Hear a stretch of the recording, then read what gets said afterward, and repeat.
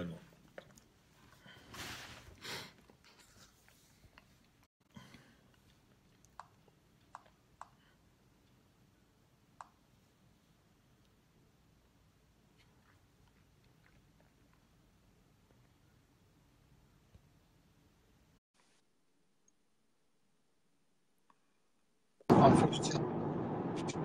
Voilà, ça marche. Hey, ok, là on se voit là. Bonjour, bonjour. Bonjour, Ouais. bonjour tout le monde. Bonjour. Allô? C'est bon, tu m'entends? Tu m'entends? Oui, je t'entends. Ouais. Oui, donc vous parliez du développement personnel et l'importance des livres. Bonjour, Oui. Joanna. Oui. Merci. On parlait de l'importance pour les chrétiens d'être équilibrés et de lire des livres de développement personnel aussi. Bon, attendez, j'ai un spécial guest qui va dire bonjour. Là. Bonjour tout le monde. Bonjour. Lui, c'est le Donc, grand répondu par c'est comment on l'appelle? C'est quoi le nom, son nom là? DMX. Non, Yuri. DMX. Ah, Ok. BMX quand même, non. Il n'aime pas la comparaison. Non.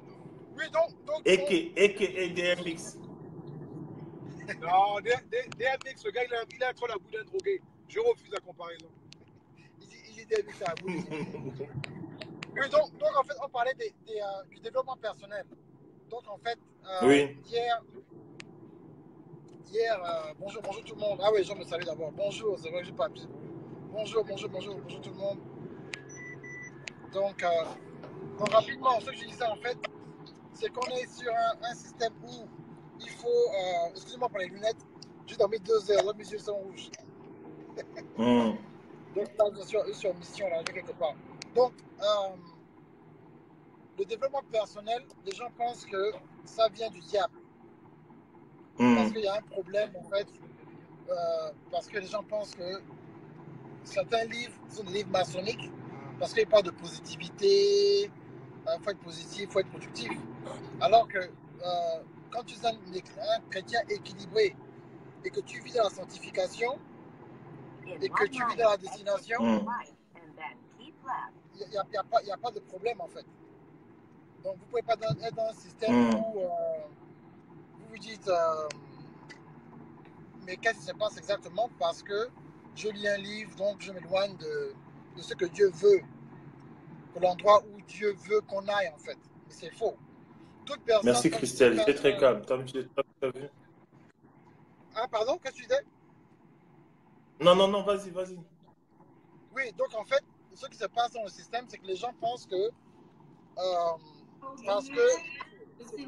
Pourquoi nous faisons avec votre... C'est bon, Darcy, vas-y. Ok, donc en fait, on pense que parce que on lit un livre qui n'est pas de la Bible, qu'on nous emmène dans un système où, soi-disant, on éloigne les gens de Jésus, on pousse les gens à mettre Dieu à côté. Non.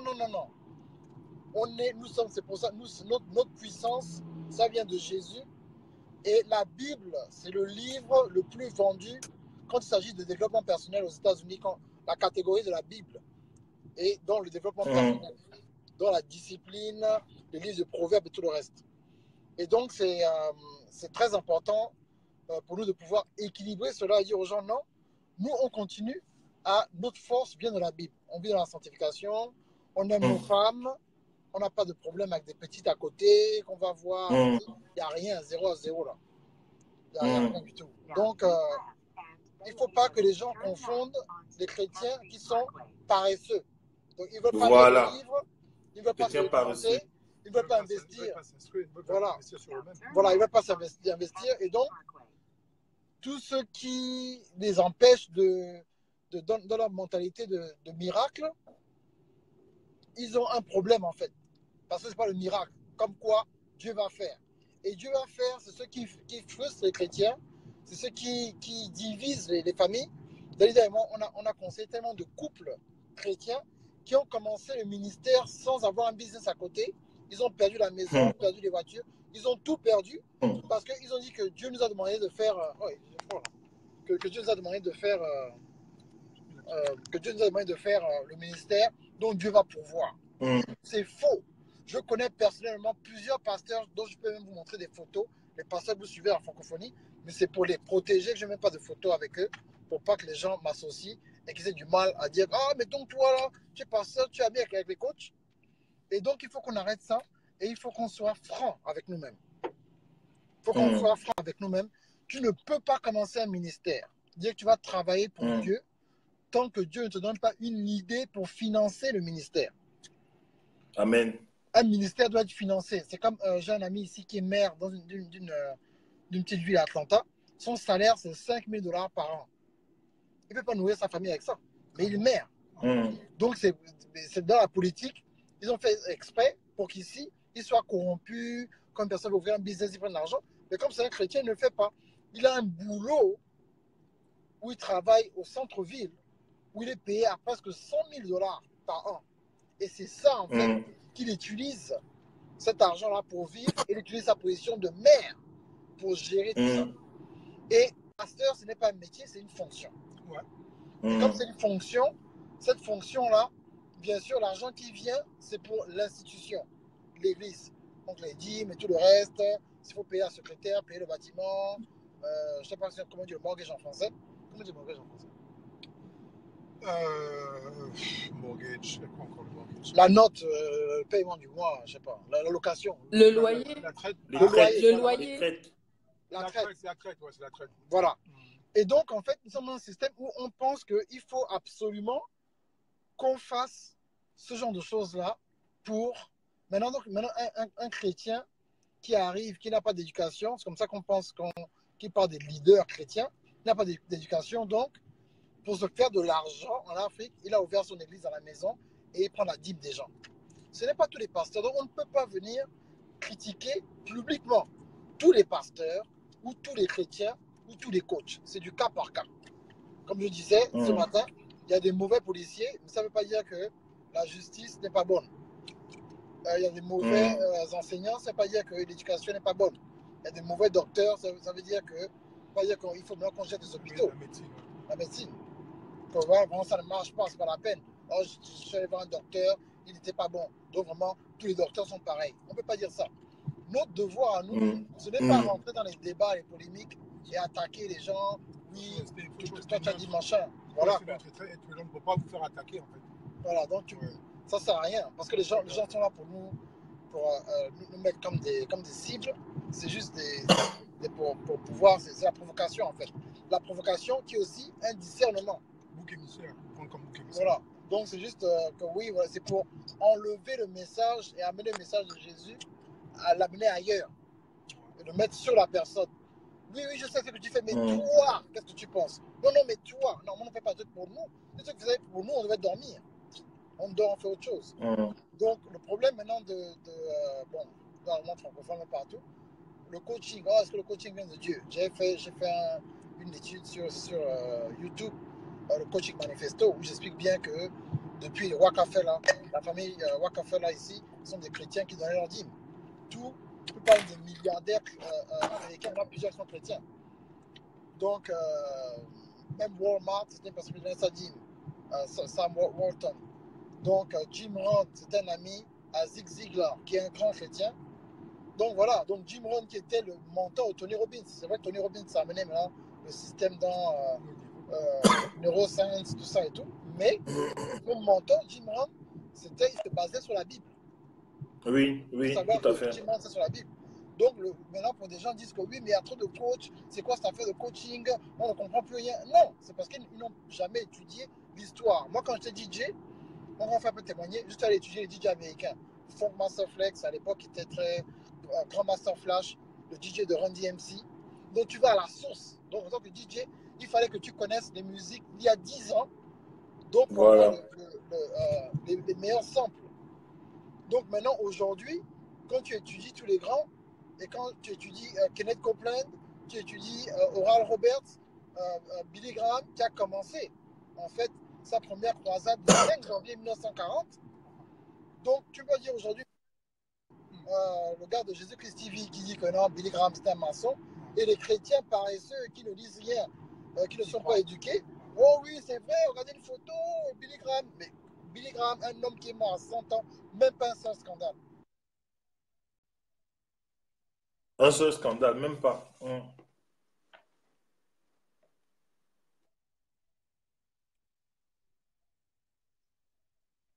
Mais plus de 10 fois. Donc il y a des témoignages. Mais Billy Graham, était proche de tous ces gars-là, de Jim Rohn, tous ces gens. Ils étaient ensemble. Donc les gens sont ignorants, ils ne savent pas. Donc ils attaquent. Donc tous ceux qui nous suivent, ne rentrez pas en polémique avec les gens. Oui, non, arrêtez d'attaquer les coachs. Non. Il y aura toujours des mauvais fruits. Donc on ne peut pas venir se mettre dans le système, dire que avec le système, il y aura toujours des problèmes. Merci Imelda. Il y aura toujours des problèmes. Donc il faut qu'on s'éloigne de ça et qu'on reste sur le message. Qu'on reste sur le message. Et voilà, qu'on a commencé le système de coaching, il y a aussi dans certaines églises où il y a ce qu'on appelle leadership control. Donc en fait, tu ne peux rien faire sans demander la permission au pasteur. Si tu dois aller aux toilettes, pasteur, si je peux aller aux toilettes.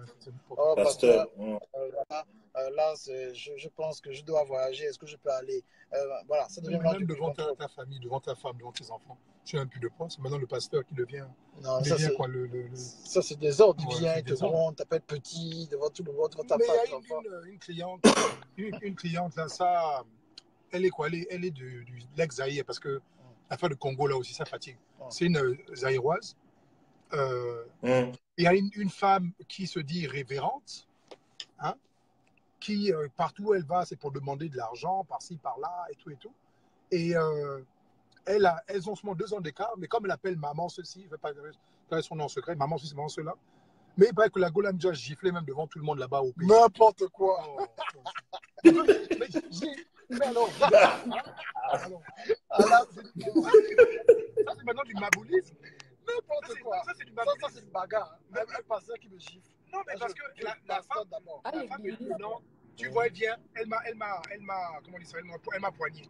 Je lui ai dit, oh, écoute, moi je ne fais pas la malédiction, pardon. Si tu veux me frapper, tu me frappes. Moi je ne vais rien faire, machin et tout. N'importe quoi. Elle poigne l'autre, elles ont 2 ans d'écart. Mais elle poigne pourquoi? Quel était le motif? Le motif c'était, oh non, machin.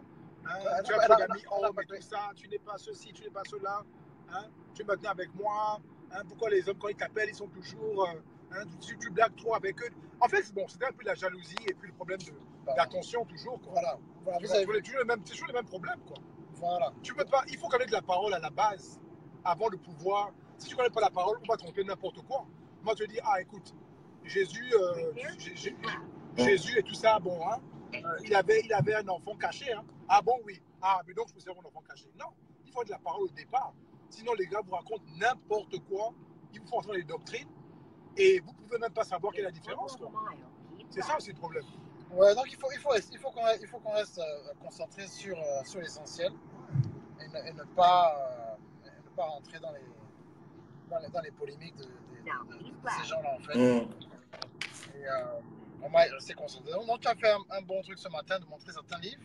Mais il faut lire, il faut augmenter votre connaissance de base. Un truc que j'ai appris avec mon pasteur, il disait qu'au départ, avant pasteur Cléfort Dollar, il priait, il jeûnait avant les messages, il jeûnait. Quand il prêchait, des fois, il avait des maux de tête, mais presque évanoui, parce qu'il n'avait pas mangé. Donc il prêche pendant 2-3 jours, il ne mange pas. Et après, Dieu lui a dit non, c'est mieux pour toi de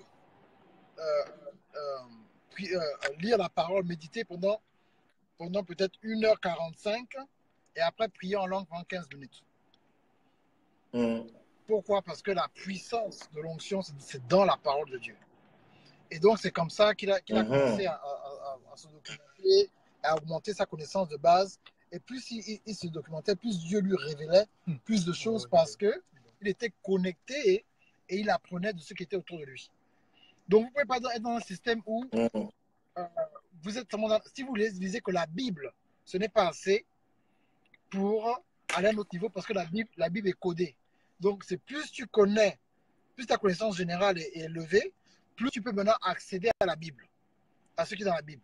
Mais si ta connaissance générale est limitée, tu ne peux pas vraiment jouir des révélations de la Bible. Tu es limité parce que tu vas toujours voir la Bible dans sa langue. Mais c'est quand tu augmentes ta connaissance de base et tu commences à voir les choses sur un angle de 360 degrés, là maintenant, les choses sont plus concrètes, quoi. Donc, il faut juste continuer à enseigner les gens. Et voilà, être accessible et être des chrétiens équilibrés.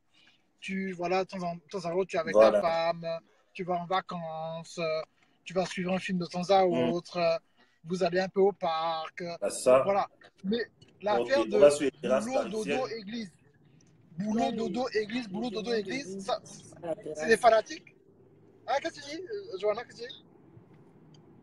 Non, je dis qu'à la terrasse, il y a les démons de rue. Il y a des démons où?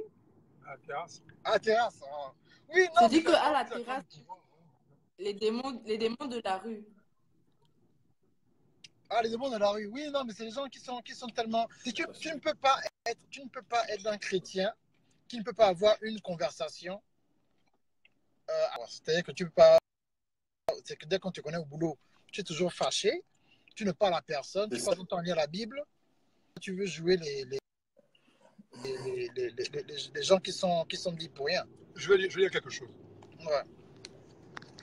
Il faut faire attention parce que, par exemple, les autres croyants comme les musulmans. Les musulmans, ils sont pratiquants dans leur religion. C'est-à-dire que le musulman, il fait ses 5-6 prières par jour, il ne mange pas ceci, il ne mange pas cela. C'est-à-dire qu'il agit selon sa croyance. Le chrétien, il a beaucoup, dans son comportement, il a beaucoup de manquements qui font que même quand les autres croyants le voient, c'est facile, ils sont facilement critiquables, quoi. Vous voyez? Donc, tu vois ce que je veux dire? Donc, le truc, c'est qu'il faut faire attention parce que si tu n'es pas convaincu déjà dans ta foi, tu es facilement facile de t'attaquer ou bien de te détruire ou bien de te faire tomber, quoi. Donc, voilà, quoi. Ouais, donc tu as des questions. Quand tu dis les gens ont des questions, je n'ai pas trop parlé. Je réponds aux questions parce qu'il faut que on raccroche. Il y a quelqu'un, c'est pas une question, mais il y a un Américain qu'on appelle Terence Anderson qui a dit bonjour. Whenever I see on your Facebook live post, it pains me greatly that I do not know French, but better. I feel as though I'm missing so much. I'm going to fix that. Au revoir. Oh, Terence, hey man, just go to my website, DarcyOgandaga.com. I'm on YouTube. I got plenty of videos in English. I'm on Instagram. I did a live in English 2 days ago. If you go to my page, you know, we talk about the same type of things, okay? No problem. Just inbox me, we can talk. Ok, donc, vous avez des questions là-bas? Non, on n'a pas de questions. Ok. On n'a pas de questions. Tu vas ajouter un truc? Johanna? Personnellement, j'avais déjà parlé tout à l'heure. Non, mais en tout cas, merci d'avoir fait cette interview pour rajouter à ce qu'on avait déjà dit. Voilà. Maintenant, moi, dans tout ce que je vais faire, c'est toujours ramener les chrétiens à être équilibrés, en fait, parce que c'est important. C'est l'équilibre. Ouais. L'équilibre. Voilà. Ok. Je vais créer un hashtag chrétien équilibré. Chrétien équilibré. Rapidement, avant que je parte, n'oubliez pas Activation Tour Paris du 8-9 juin. Coach Johanna aura une session samedi. Il aura un message qui vient de Dieu. À ne pas louper. Okay. Vendredi soir, le coach William participera aussi un peu. Mais ce sera un autre niveau. Ce que je peux vous dire pour l'instant. Les billets seront disponibles très bientôt. Activation Tour Paris, Activation Tour Bruxelles, Activation Tour Douala, Activation Tour Libreville. Donc Bruxelles le 16 juin, Douala le 23 juin, Libreville le 30 juin. Donc voilà, il n'y a pas l'organisation, c'est sur le site internet. Il n'y a aucune personne il n'y a pas de communauté d'organisation. Personne, pardon, ne venez pas m'accueillir à l'aéroport avec des t-shirts, Yaya Darcy, il n'y aura pas de danse, il n'y aura pas tout ça. C'est moi arriver tranquillement. Il n'y aura pas de danse, pas une personne qui m'accueille avec un bouquet de fleurs. Désolé, mais je ne suis pas dans ce genre de truc-là. Ce n'est pas. Je sais que vous voulez m'honorer. Honorez-moi en venant à la conférence. Voilà. Ok? Donc voilà. Voilà. Ok. Ok, donc c'est bon, moi je vais foncer. Abidjan, on était là en novembre 2017. Je ne sais pas encore quand ça sera. 2019. On n'a pas encore de date, mais écoutez, nous, on sera en Afrique dans 2 pays. Moi, je viens depuis les États-Unis, William viendra depuis la France, donc faites-moi un effort de nous retrouver au Cameroun ou au Gabon. Ok? Donc voilà. Tu es dans quel pays, Gaston? Ok. Bettina rit. Oui. Bettina, tu connais, on m'a déjà envoyé des trucs. Oh, coach, c'est qui a de comité d'organisation? On veut venir t'accueillir à l'aéroport. Je dis non. Ça, c'est. Ou bien, première entrée du coach Darcy, je dansais, coach Darcy, Côte d'Assio. C'est comme ça. C'est dans quel pays? C'est comme ça, c'est Gabriel qui dit que. Là, c'est vraiment Bongo, oui, ça lui manque. Ouais, donc voilà, donc c'est ça. Tous les prix, tout sera sur le web. Ne vous inquiétez pas. Tous les prix, tout sera sur le website. Il y aura un moyen de payer par Airtel Money, tout ça. Ne vous inquiétez pas. Ok? Mais oui, il faut que je fonce. On se parle plus tard. Ok, ciao. Ok, allez,